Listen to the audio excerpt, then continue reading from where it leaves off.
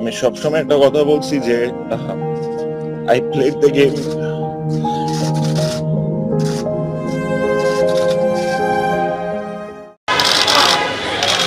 দুদিন বাদেই ভারত সফর। তার আগে বোর্ড প্রেসিডেন্টের সঙ্গে শান্ত, লিটন, মুশফিক সহ জাতীয় দলের গুরুত্বপূর্ণ সদস্যদের জরুরি বৈঠক।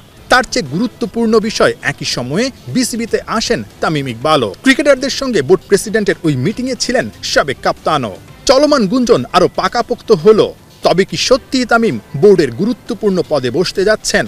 বিকেল ৩টার পর শুরু হয়ে মিটিং চলে সন্ধ্যার আগ পর্যন্ত।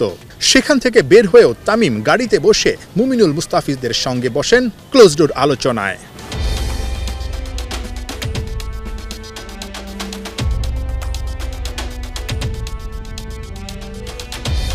তার আগে দুপুর 12:30টায় দলবল বেঁধে এভাবেই প্রধান উপদেষ্টার ডাকে তার কার্যালয়ে যান টেস্ট দলের ক্রিকেটাররা। ঐতিহাসিক ট্রফি হাতে কখনো মেসির ছায়া, কখনো যেন শান্ত হ্যামিলনের বাঁশিওয়ালা। পাকিস্তানকে হোয়াইট ওয়াশের উন্মাদনা যেন কমছেই না। যত দিন যায় ততই যেন বাড়ছে স্বর্ণালী ট্রফিটার উজ্জ্বলতা। বাংলার ক্রিকেট ইতিহাসের সেরা সাফল্যের স্মারক। বোর্ড প্রেসিডেন্ট সহ পুরো দলবল নিয়ে প্রধান উপদেষ্টা ডক্টর মোহাম্মদ ইউনূসের আমন্ত্রণে তার কার্যালয়ে। বাসে ওঠা ক্রিকেটারদের সবাই ছিলেন পাকিস্তান সফরে, তবে একজন বাদে সবাই যাচ্ছেন আসন্ন ভারত সফরে। শরীফুল আউট, জাকের আলী অনিক নতুন মুখ। শরীফুল আসলে 100% ফিট বলা যাবে না, কারণ আপনারা জানেন যে সেকেন্ড টেস্টেই ও আনফিট ছিল, যার কারণে প্রায় সিলেকশন প্রসেসে ছিল না বেস্ট 11-এ পাকিস্তানে। তারপরে যেটা হয়েছে সেই প্রসেসেই তাকে ফলো আপের মধ্যে রাখা হয়েছে। ফিজিও ট্রেনাররা তাকে লুক আফটার করতেছেন। সে 100% ফিট বলবো না টেস্টের জন্য, কারণ টেস্টে আপনি জানেন যে 15-20 ওভার বোলিং করতে দরকার হতে পারে। সামনে আমাদের টি-20 খেলাও রয়েছে, সো সেটাও আমাদের ইম্পর্টেন্ট প্লেয়ার শরীফুল হোয়াইট বলের জন্য।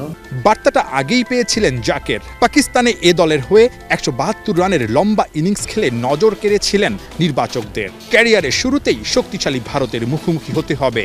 বড় ভাই মুশফিকুর রহিমের কাছ থেকে জাকেরকে টিপস নিতে দেখা গেছে প্র্যাকটিসে। ভারতের কন্ডিশনে সুযোগ পেলে ওদের স্পিন পেস দুই ডিপার্টমেন্ট সামলানোই যে কঠিন চ্যালেঞ্জ হবে। জাকের আলী অনিকের যে বিষয়টা আপনারা দেখবেন যে আমরা একটা জিনিস মাথায় রেখেছিলাম, কন্ডিশন এবং অপোনেন্ট। সেই জায়গা থেকে পাকিস্তানে আমরা 5 জন সিমার নিয়ে গিয়েছিলাম। এখানে আমরা সিমারের সংখ্যাটা কমিয়ে 4 জনে এনেছি এবং একজন ব্যাটসম্যানের সংখ্যা বাড়িয়েছি, মিডল অর্ডার স্পেশালিস্ট। আমাদের টিম কম্বিনেশন আমাদের মনে হয়েছে যে মিডল অর্ডার একটা অপশন বাড়ানো আমাদের দরকার, যেহেতু কন্ডিশন এবং আমরা বললাম অপোনেন্ট, সেই জায়গা থেকে আমরা মিডল অর্ডার অপশনটা বাড়িয়েছি। পাকিস্তানকে হারিয়ে পুরো দল আত্মবিশ্বাসী, ঠিক তেমনি টাইগারদের নিয়ে ভক্তদের প্রত্যাশাও আকাশচুম্বী। পাকিস্তানের পর ভারতকেও কি চমকে দিতে পারবে টিম বাংলাদেশ? যথেষ্ট চ্যালেঞ্জিং হবে, কারণ আপনি আসলে পাকিস্তানে আমরা যদি দলটা দেখি যারা খেলেছে তাদের থেকে আমরা এক্সপিরিয়েন্স কিন্তু বেশ এগিয়েছিলাম। মানে ম্যাচ সংখ্যা যদি দেখি, প্লেয়ার কোয়ালিটি দেখি, তারা কিন্তু বেশ কিছু নতুন প্লেয়ার ছিল। বোলিং লাইন আপটাও যদি দেখি আমরা, তাদের কিন্তু ইন্ডিয়ার সঙ্গে কম্পেয়ার করলে আমি বলবো না যে তাদের সমমানের, বাট তারা রেডি হচ্ছে।